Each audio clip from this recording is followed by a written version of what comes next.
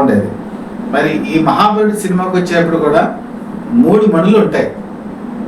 ఆ 3 మణులు ఎవరికైతే చేజెక్కుతాయో వాళ్ళు విశ్వ విజేతలు అవుతారు. వాళ్ళకి చావు అంటూ ఉండదు. ఈ సినిమాలో విలన్ కింద నటించింది ఎవరంటే త్యాగరాజు. ఇంద్రమణి, చంద్రమణి, నాగమణి అనే 3 మణులు ఎప్పుడైతే అతనికి కనుక వస్తాయో అతను విశ్వ విజేత అవుతాడు. ఇది ఈ సినిమాకి ఉన్నటువంటి మెయిన్ బేస్. ఇక్కడ కూడా అదే ఉంది కదా. అలాగే ఇక్కడ హీరో సూపర్ హీరోగా మారుతాడు మహాబలుడు సినిమాలో. మీరు మిరాయి సినిమా కనుక చూసుకుంటే మిరాయి సినిమాలో కూడా సూపర్ హీరోనే. ఒక సామాన్యంగా ఉండే వ్యక్తి సూపర్ హీరోగా మారుతాడు. మరి ఇక్కడ వచ్చేప్పటికి కృష్ణ చాలా స్లిమ్గా ఉంటాడు ఆయన. ఈ సినిమాలో ఆయన ఒక మహాబలుడు కింద మారినప్పుడు ఆయన గెటప్ మారుతుంది. ఆ రోజుల్లో గ్రాఫిక్స్ ఉపయోగించలేదండి. కేవలం డ్రెస్లో ప్యాడింగ్ పెట్టి ఆయన ఒక మహాబలుడి కింద చిత్రీకరించారు. ఆ సినిమాలో మీరు స్పష్టంగా కనపడుతుంది. పైగా మహాబలుడి సినిమా మొట్టమొదటి 15 నిమిషాలు సాదాసీగా జరుగుతుంది. 15 నిమిషాల తర్వాత అసలు స్టోరీకి వెళ్తుంది.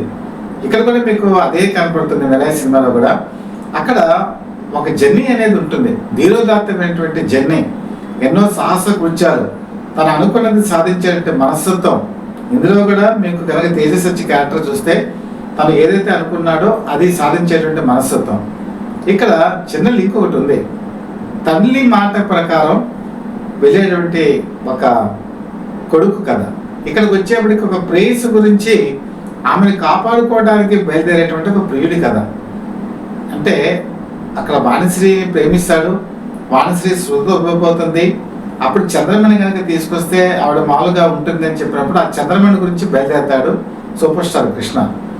ఈ ప్రయాణంలో అతనికి తెలిసేటువంటి విషయం ఏంటంటే ఈ చంద్రమణితో పాటు మిగతా 2 మణులు కూడా ఉంటాయి. అతను త్యాగరాజు అనమాట. ఇందులో ఆ విలన్ కనుక చేజెక్కించుకుంటే విశ్వ విజేత అవుతాడు. అది నిలువరించడానికి అతను ప్రయత్నాలు ప్రారంభిస్తాడు. ఇక్కడ కూడా అంతే, సేమ్ అలాగే ఉంటుంది. కాకపోతే అది జానపదం, ఇది సోషలైజ్ చేశారు. అక్కడికి వచ్చేటప్పటికి మీకు లాస్ట్ క్లైమాక్స్ సన్నివేశంలో త్యాగరాజు ఆల్రెడీ 3 మణులు చేజెక్కించుకుంటాడు.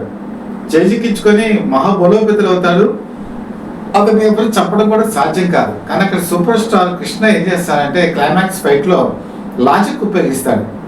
లాజిక్ ఉపయోగించి అతను చంపుతాడు.